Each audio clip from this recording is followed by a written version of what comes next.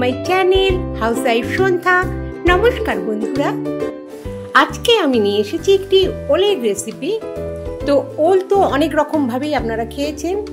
তো এইভাবে একবার দেখুন, এখানে ছোট করে আলু কেটে নিয়েছি গোল করে, আর সেই মাপে আমি ওলকে টুকরো করে নিয়েছি। তো ওল নানা রকমভাবে রান্না করার উপর ডিপেন্ড করে ওলের স্বাদটা। তো এবার আমি আজকে যেটা বানাবো, এটা হচ্ছে একটা আমি ইলিশ মাছ দিয়ে ওলের রেসিপিটা করব।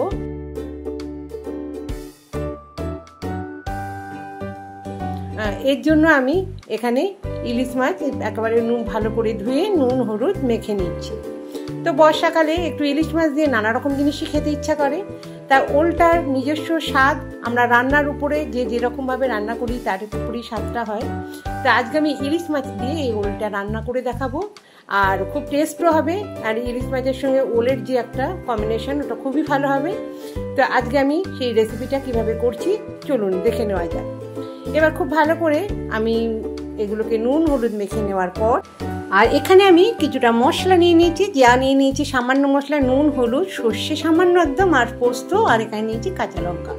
সর্ষেটা একদম কম পরিমাণে, হাফেরও হাফ চামচ, আর এখানে পোস্ত নিয়ে নিয়েছি। আর নিয়েছি সামান্য কাশ্মীরি লঙ্কার গুঁড়ো, যেটা একটু সামান্য একটু কালারের জন্য। এখন আমি ওলকচুগুলোকে আমি একটি পাত্রের মধ্যে আমি এটাকে সিদ্ধ করে নেব। এটা যাতে 50% সিদ্ধ হয়ে যায়, আর তার সঙ্গে একটু নুনও দিয়ে নিলাম। তাতে কি হবে, এখানে যে ওলের যে গলা ধরার ব্যাপারটা ওটা থাকবে না। এবার কড়াইয়ে তেল গরম করে আমি মাছগুলোকে ভেজে নিচ্ছি। ইলিশ মাছ তো এখন সব রকম ইলিশ মাছেরই খুবই স্বাদ। এই বর্ষার সিজনে ইলিশ মাছেরই সিজন এটা। তো এটা দিয়ে আজকে আমি যে ওলের রেসিপিটা করব, এটা একটা অসাধারণ খেতে হয়েছিল, তাই আপনাদেরকে আমি শেয়ার করছি। খুব সুন্দর খেতে হয়েছিল। ওলের নিজস্ব স্বাদ বলতে তো সেরমভাবে একটা ওলের স্বাদ আমরা সেরমভাবে আমরা পাই না। যেভাবে যেটাকে সঙ্গে রান্না করি সেভাবে তার স্বাদটা আমরা পাই।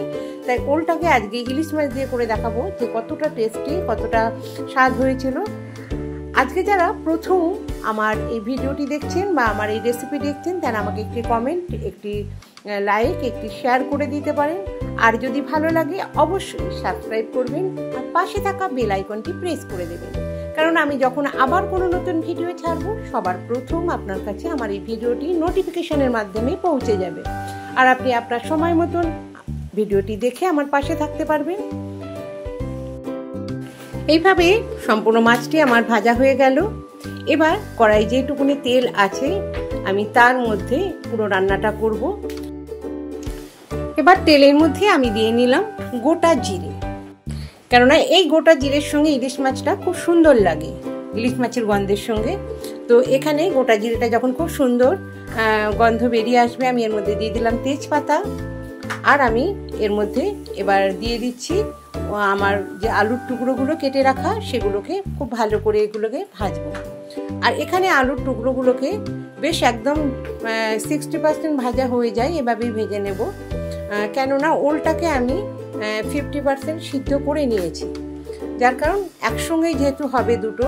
তো আপনারা আলুটা যারা খেতে চান না, পছন্দ করেন না, স্কিপও করতে পারেন, ওল দিয়েও করতে পারেন। আমি আলুটা খুব পছন্দ করি, তার জন্য আলুটা দিয়ে করছি।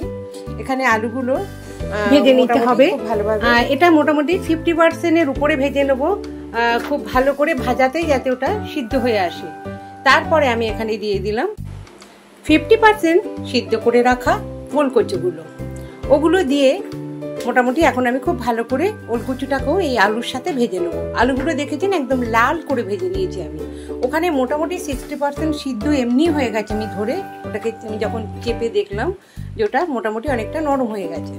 এবার ওলকচুগুলো যেহেতু আমার এখানে 50% সিদ্ধ করে নেওয়া, তো একটু শক্তও রয়েছে, সেটাকেও আমি খুব ভালো করে ভেজে নেবো। ওলকচু যখন খুব ভালো করে ভাজা হয় তখন আর ওটা গলা ধরে না। ওলকচু সাধারণত একটু কুটকুট করে, কিন্তু এখানে একদমই করেনি আমাদের। এবার আমি এর মধ্যে দিয়ে দিলাম নুন। নুনটা দিয়ে খুব ভালো করে আমি এটাকে মিক্স করে দিচ্ছি, আর এর সাথে যাতে নুনটা খুব ভালোভাবে এর মধ্যে ঢুকে যায়।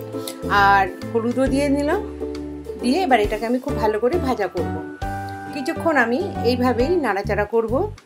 যারা ফেসবুক থেকে আমার এই রেসিপিটি দেখছেন তাদেরকে আমার অফুরন্ত ভালোবাসা ও অসংখ্য ধন্যবাদ। আপনারা একটি লাইক, শেয়ার এবং কমেন্ট করবেন, আর ফলো করে অবশ্যই আমার পাশে থাকার অনুরোধ রইল। এবার আমি দিয়ে দিলাম কাশ্মীরি লঙ্কার গুঁড়ো। এবার কাশ্মীরি লঙ্কার গুঁড়ো দিয়ে আমি ভালো করে আবার একটু নাড়িয়ে নিচ্ছি। এটাকে মশলা একদম সুন্দর করে পুরো মশলাটার সাথে এটাকে ভাজা করে নিলাম। এবার সামান্য জল দিয়ে নিয়েছি, জল দিয়ে আমি এটাকে মশলাটাকে খুব সুন্দর করে একটু কষিয়ে নেব। এবার একটু ভালো করে নাড়াচাড়া করে আমি এর মধ্যে দিয়ে নেব বেটে রাখা, মানে একদম এক চামচের হাফ টেবিল চামচের হাফ টেবিল চামচ এখানে সর্ষে আর 1 টেবিল চামচ এখানে পোস্ত, সেটাকে আমি পিষে রেখেছি, সেটা আমি এর মধ্যে দিয়ে নিলাম। এটা আমি একটা কাঁচা লঙ্কা দিয়ে পিষেছি।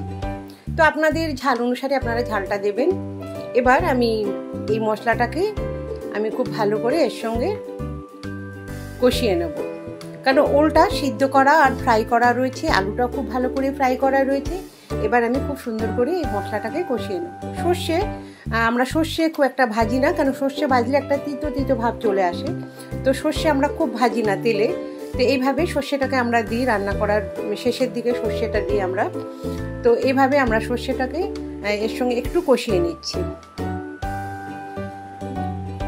আর এই রান্নাটি একটা অপূর্ব স্বাদ হয়েছিল। আর এইভাবে ওলটাকে যদি আমরা এইভাবে রান্না করে খাই, ওলের স্বাদও সেরকম দ্বিগুণ হয়ে যায় আর খুব সুন্দরও লাগে খেতে। ওলটাকে তো নানা জিনিসের মধ্যে আমরা খাই, নানা রেসিপির মধ্যে দিয়ে থাকি।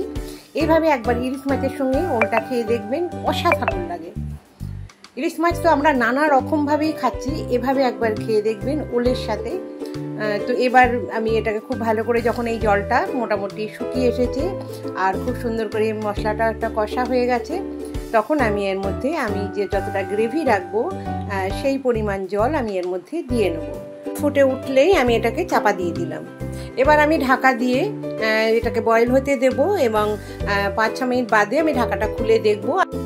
এবার ভালো করে আমি একটু নাড়িয়ে দিয়ে এর মধ্যে দেখবো যে ওটা সিদ্ধ হয়েছে কিনা।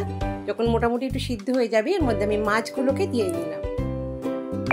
দিয়ে আমি এটাকে আবার ঢেকে দেবো, যাতে মাছের যে একটা ফ্লেভার সেটা ওর মধ্যে চলে যায় আর খুব সুন্দর হয়ে যায় এই রেসিপিটা। আর ওলকচুর মধ্যে যে একটা ইলিশ মাছেরও একটা সুন্দর সুগন্ধ এর মধ্যে ভরপুর থাকে। এর জন্য আমি মাছগুলোকে দিয়ে এবার আমি আবার একটু ঢেকে দেব। আর এখানে সেরকম কিছু মশলার প্রয়োজন হয় না, আমি একটু সামান্য পরিমাণ পোস্ত আর সর্ষে দিয়েছি। আর এবার আমি পরে খুলে দেখে নেবো বারবার করে যে এর মধ্যে কতটা হয়েছে। এবার দেখুন মোটামুটি সিদ্ধ হয়েছে কিনা, বারবার একটু খুলে দেখবো, যেন ওলটা যদি মোমের মতো সিদ্ধ না হয়, ধরলেই চাপলেই তাহলে খেতে ভালো লাগবে না। এখানে সম্পূর্ণ সিদ্ধ হয়ে গেছে। এবার আমার রান্নাটা এখানে কমপ্লিট। আমি এবার একটি সার্ভিং প্লেটে এগুলোকে উঠিয়ে নিচ্ছি। দেখুন খুব সুন্দরও হয়েছিল খেতে, হালকা পাতলা একটা রান্না, আর রেগুলার খাওয়াও যায়। আর ওলটা এই সিজনে খুব সুন্দরও খেতে হয়। আর এরকমভাবে দেখুন ওলটা একেবারে ধরলেই মোমের মতো গলে যাচ্ছে, আর এদিকে ইলিশ মাছের সুগন্ধে ভরা, খুব সুন্দর হয় খেতে। অবশ্যই একবার বানাবেন আর আমাকে কমেন্ট করে জানাবেন আপনাদের কীরকম লেগেছে। এইভাবে হালকা পাতলা একটা ওল দিয়ে ইলিশ মাছের একটা রেসিপি। আজকের এই রেসিপিটা দেশ বিদেশ যে যেখান থেকেই দেখছেন তাদেরকে আমার অসংখ্য ধন্যবাদ, অফুরন্ত ভালোবাসা। আজকের মতন এখানে আমি আবার আসবো নতুন কোনো ভিডিও নিয়ে আপনাদের সামনে। আর অবশ্যই এভাবে একবার ওল কচু রান্না করে দেখবেন, আর খেতেও যেরকম সুস্বাদু আর তেমনি আর এই সিজনের একেবারে একটা উপযুক্ত রান্না। তো সবাই খুব ভালো থাকুন, সুস্থ থাকুন।